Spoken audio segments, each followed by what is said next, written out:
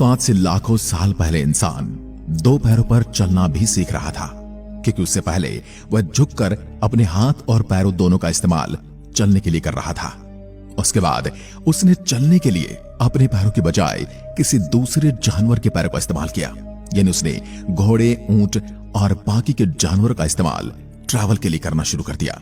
उसके बाद उसे जरूरत महसूस हुई कि क्या वो किसी ऐसी चीज का निर्माण कर सकता है जिसे किसी एक जानवर के पीछे बांध दिया जाए और उसमें बहुत सारे लोग ट्रैवल कर सकें। उसने बैलगाड़ी, घोड़ा गाड़ी और न जाने कैसे कैसे जानवरों के साथ जुड़ने वाली गाड़ियों का आविष्कार किया। उसके बाद उसने सपना देखा कि क्या वो कभी ऐसी गाड़ियां बना पाएगा जो बिना किसी जानवर के या बिना किसी हमारे फोर्स के चल सके। उसके बाद उसने ऐसे व्हीकल का भी निर्माण कर लिया जिन्हें आप आज सड़कों पर दौड़ते हुए देख सकते हैं। फिर इंसान ने ऐसे सपने देखे कि क्या वो कभी आसमान में उड़ सकता है, और उसी कोशिश में उसने हवाई जहाज का निर्माण कर दिया, उसने हेलीकॉप्टर का निर्माण कर दिया। लेकिन इनकी भी एक लिमिट थी। आसमान में ये अपनी एक लिमिट तक ही ऊपर जा सकते थे। फिर इंसान ने एक और सपना देखा, हमारी धरती से सबसे नजदीक दिखने वाले उस आकाशीय ऑब्जेक्ट को देखा जिस पर जाने का उसने सपना देखा।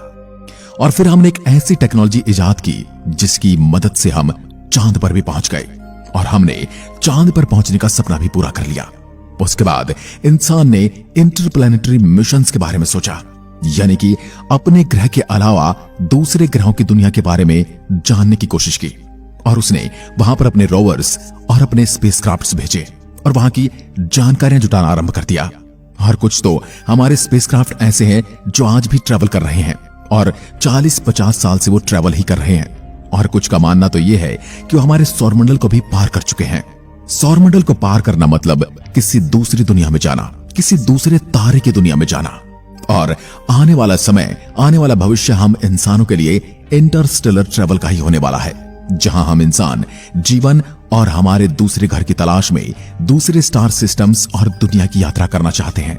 आपने कई साइंस फिक्शन मूवीज में वार्प ड्राइव्स और वार्म होल्स का उपयोग करते हुए इंसान को दूसरी सभ्यताओं को लाइट स्पीड से दूसरे स्टार सिस्टम की यात्रा करते हुए देखा होगा।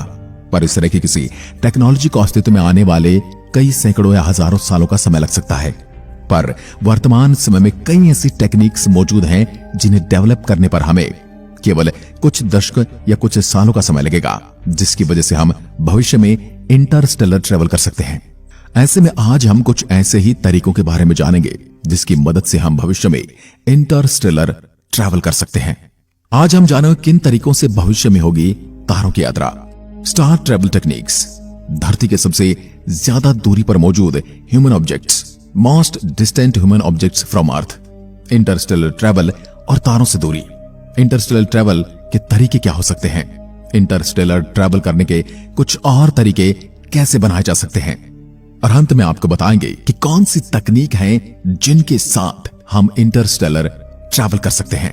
Drifting comets and asteroids, generation ship और न्यूक्लियर एंड हाइड्रोजन प्रपल्शन, ये हमारे 3 मुख्य तरीके हैं जिन पर आज हम डिटेल में बात करेंगे।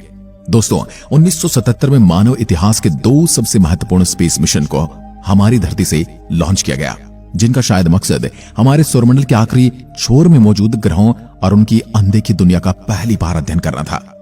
आज वॉयेजर 1 और वॉयेजर 2 मिशनों को 40 साल से ज्यादा का समय हो चुका है। ऐसे में इन मिशनों ने न सिर्फ अपने ओरिजिनल मिशन यानी हमारे सौरमंडल के आउटर रीजन में मौजूद गैस जाइंट्स और उनके मून्स का अध्ययन कर उनकी कई तस्वीरें ली, साथ ही मिशन इंटरस्टेलर स्पेस में दाखिल होने वाले पहले स्पेसक्राफ्ट भी बन गए, जहां आज तक कोई मैनमेड ऑब्जेक्ट नहीं पहुंच पाया था। और यदि कभी किसी गुजरे जमाने में गया होगा तो उसकी जानकारी आज के मानव के पास बिल्कुल नहीं है। सबसे पहले 2022 में नासा ने पहली बार अनाउंस किया था कि वॉयेजर 1 मिशन ने आखिरकार हमारे सन के सोलर बबल यानी हेलोपाउस को पार कर इंटरस्टेलर स्पेस में दाखिला ले लिया है, जिसके साथ ये इंटरस्टेलर स्पेस में दाखिल होने वाला पहला मैनमेड ऑब्जेक्ट बन गया है। हमारे सौरमंडल को पार करते समय हमारी धरती से इसकी दूरी करीब 122 एस्ट्रोनॉमिकल यूनिट है, यानी करीब 18 बिलियन किलोमीटर थी।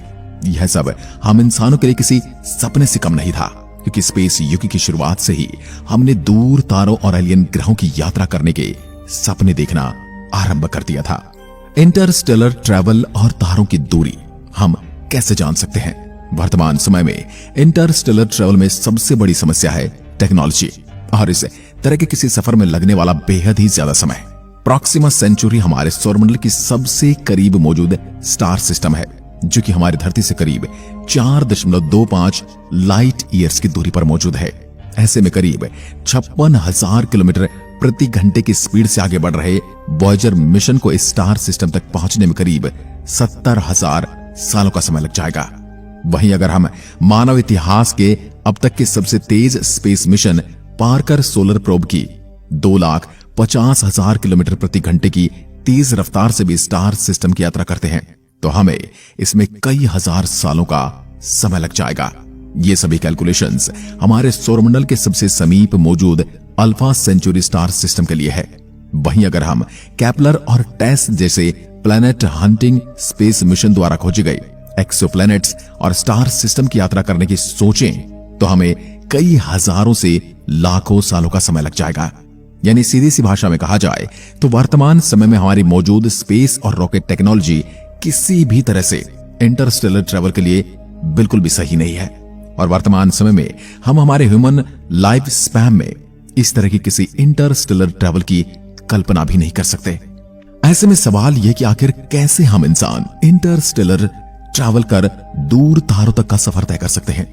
इस सवाल का जवाब कुछ हद तक हमें साइफाई स्पेस मूवीज में देखने को मिलता है, जहां highly advance warp drives, warm holes और टेलीप्रोपोर्शन जैसे टेक्नोलॉजी का उपयोग कर सभ्यताएं कई लाइट ईयर दूर मौजूद स्टार सिस्टम और प्लैनेट्स तक का सफर तय करती हैं। पर वर्तमान समय में हमारे पास ऐसी कोई भी टेक्नोलॉजी या स्टैंडर्ड मौजूद नहीं है जिसका उपयोग कर हम इंसान ऐसे हाईली एडवांस सिस्टम का निर्माण कर सके। ऐसे में कई लाइट ईयर दूर गैलेक्सीज में मौजूद तारों का सफर की कल्पना तो छोड़ ही दीजिए, पर क्या वार्प ड्राइव्स की मदद से लाइट स्पीड में ट्रैवल करने और वार्म होल की मदद से ब्रह्मांड में कहीं भी तुरंत पहुंच जाने जैसी टेक्नोलॉजीज के बिना इंटरस्टेलर ट्रैवल संभव नहीं है? इस पर बहुत सारे वैज्ञानिकों का कहना है इन टेक्नोलॉजीज के बिना भी इंटरस्टेलर ट्रैवल संभव है। इसमें कुछ तरीके इनडायरेक्ट हैं, जिनके अनुसार हम धीरे धीरे एक एस्ट्रॉयड से दूसरे एस्ट्रॉयड, एक ड्वार्फ प्लैनेट से दूसरे ड्वार्फ प्लैनेट तक का स्लो और इनडायरेक्ट सफर तय करें। वहीं कुछ डायरेक्ट तरीके भी हैं, जिसके अनुसार हम ऐसे विशाल जनरेशन शिप का निर्माण करें जहां इंसानों के कई जनरेशन रह सकें और इंटरस्टेलर ट्रैवल कर सकें। वहीं कुछ और डायरेक्ट तरीके भी मौजूद हैं, जिसके अनुसार हम मौजूदा टेक्नोलॉजीज को और एडवांस कर ऐसे एडवांस शिप का निर्माण कर सकते हैं जो कि तेज गति से सीधे दूर तारों का सफर तय करेगा। इन सभी तरीकों के बारे में हम आगे विस्तार से चर्चा करेंगे। Number 1, drifting comets and asteroids. अक्टूबर 2017 में वैज्ञानिकों ने हमारे सौरमंडल में मौजूद एक बेहद ही अजीबोगरीब स्पेस ऑब्जेक्ट की खोज की थी। इस स्पेस ऑब्जेक्ट की स्पीड और ट्रेजेक्टरी अब तक हमारे सौरमंडल में देखे गए किसी भी एस्ट्रॉइड या कॉमेट से बिल्कुल अलग थी। अब इसका करीबी से अध्ययन किया गया तो वैज्ञानिकों को पता चला कि यह एक इंटरस्टेलर ऑब्जेक्ट है जो कि दूर आकाश गंगा में मौजूद किसी दूसरे स्टार सिस्टम से हमारे सौरमंडल की ओर आया था, जिसे ओमा-1 नाम दिया गया था। इसके बाद अगस्त 2019 में एक बार फिर ऐसे ही एक और इंटरस्टेलर ऑब्जेक्ट को हमारे सौरमंडल से गुजरते हुए देखा गया था, जिसे 2I बोरिसोव का नाम दिया गया था। ऐसे में वैज्ञानिकों का मानना है कि हर साल ऐसे ही कई इंटरस्टेलर एस्ट्रॉइड और कॉमेट्स हमारे सौरमंडल में दाखिल होते हैं, जिसमें से ज्यादातर बिना डिटेक्ट किए हुए ही हमारे सौरमंडल को छोड़कर चले जाते हैं। यानी हमें पता ही नहीं चलता और वो आते हैं और आकर चले जाते हैं।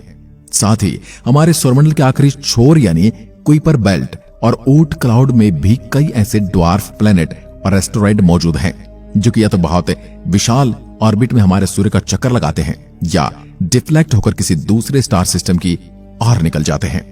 ऐसे में अगर हम किसी तरह इन इंटरस्टेलर एस्टेरॉइड को कैप्चर कर सके या इन पर किसी तरह का ह्यूमन बेस बना सके तो हम इन एस्टेरॉइड पर सवार होकर दूर आकाश गंगा में मौजूद इनके ओरिजिन स्टार सिस्टम तक का सफर तय कर सकते हैं।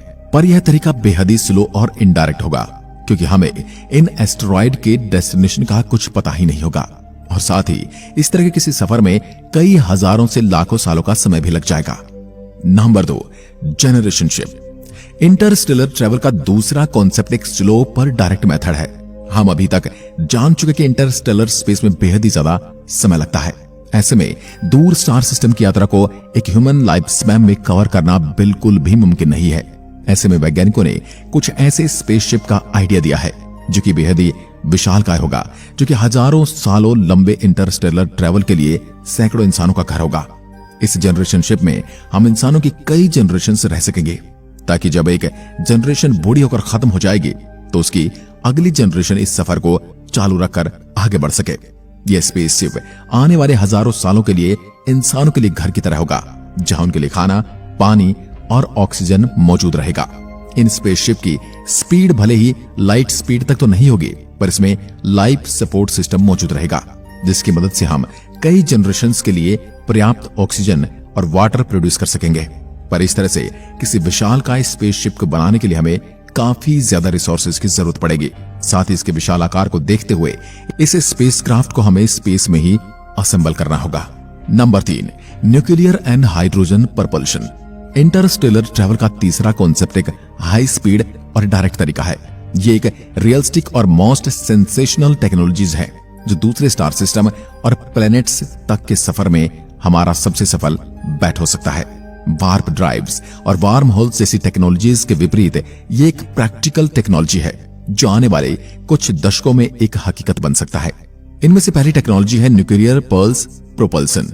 यह न्यूटन के थर्ड लॉ पर बेस्ड है। इस टेक्नोलॉजी के अंतर्गत स्टारशिप अपने रियर में मौजूद कंफ्यूजन प्लेट के पीछे न्यूक्लियर वारहेड्स एक्सप्लोड करता है, जिसके रिएक्शन के तौर पर एक बेहद ही तेज ग्रेट थर्स्ट पैदा होता है, जिसकी मदद से इस स्टारशिप को इतना ज्यादा थर्मोन्यूक्लियर फोर्स मिलेगा जिसकी मदद से यह कई लाइट ईयर दूर मौजूद स्टार सिस्टम की यात्रा कर सकेगा। वहीं कुछ वैज्ञानिकों ने बजार्ड रामजेट जैसी टेक्नोलॉजी का भी आइडिया दिया है, जो कि इस तरह का हाइड्रोजन प्रपल्सन होगा। इंटरस्टेलर रामजेट डिजाइन के अंतर्गत एक स्पेसशिप की कल्पना कीजिए जिसके सामने कई किलोमीटर विशाल कलेक्टर मौजूद होगा, जो कि इंटरस्टेलर मीडियम में मौजूद हाइड्रोजन को कलेक्ट करेगा। इसके बाद स्पेसक्राफ्ट में मौजूद इंजन इस हाइड्रोजन का उपयोग फ्यूजन रिएक्शन के लिए करेगा, जिसके बाई प्रोडक्ट के तौर पर हाई इंटेंसिटी प्रोपेलेंट इसके एग्जॉस्ट नोजल से निकलेगा, जो कि इस स्पेसशिप को इतनी ज्यादा गति देगा कि यह केवल कुछ सालों में किसी भी स्टार सिस्टम का सफर करने में सक्षम होगा। आने वाला भविष्य ही बताएगा कि इनमें से कौन सी टेक्नोलॉजी का उपयोग कर हम इंसान इंटरस्टेलर ट्रैवल कर सकेंगे। ऐसे में आपके अनुसार इनमें से कौन सी टेक्नोलॉजी भविष्य में हम इंसानों को दूसरे स्टार सिस्टम की यात्रा करने में मदद कर सकता है? कौन सी टेक्नोलॉजी है जो सबसे ज्यादा प्रैक्टिकल लगती है? हमें कमेंट करके जरूर बताएं। एक बार फिर मिलते हैं, तब तक के लिए नमस्कार। जय हिंद, जय भारत।